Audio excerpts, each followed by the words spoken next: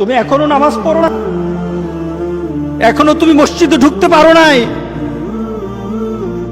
তুমি কি দেখো না মসজিদগুলি বন্ধ হয়ে গেছে? তুমি ইচ্ছা করলে আর মসজিদে ঢুকতে পারবা না, তুমি ইচ্ছা করলে আবার মসজিদে ঢুকতে পারবা না। দেখো না অনেক মসজিদ বন্ধ হয়ে গেছে। মসজিদে তুমি যদি ঢুকতে না পারো, তুমি কি দেখো না আজকে যারা মারা যায় তাদের মৃত্যুর পর তাদের কাছে কেউ যায় না। তাদের মৃত্যুর পর তাদের কোনো সিস্টেম ওয়েতে তাকে দাফন করা হয় না, তাকে উচ্ছিষ্ট একটা জিনিসের মতো মাটির সাথে দাফন করে দেওয়া হয়।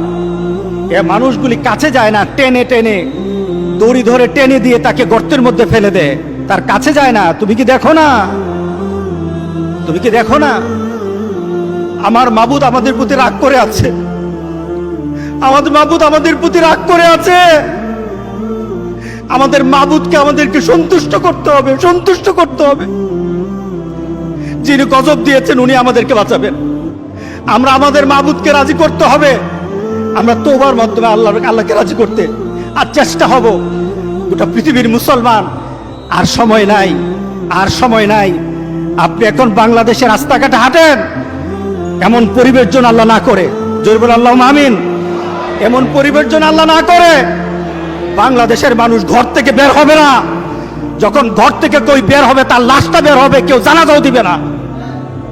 এমন হয়ে যাবে যদি আল্লাহকে সন্তুষ্ট না করতে পারেন, এমন হয়ে যাবে। সুতরাং আমরা আল্লাহর কাছে প্রাণ বলে আজকে কাঁদি। যারা নামাজ পড়ো না, তুমি টের পাও না মসজিদের দরজা তোমার জন্য বন্ধ হয়ে যাবে। তুমি মনে রেখে দিও, মসজিদের সাথে তোমার সম্পর্ক তোমার হয় নাই, তুমি জান্নাতের দরজাও তুমি খুলতে পারবা না।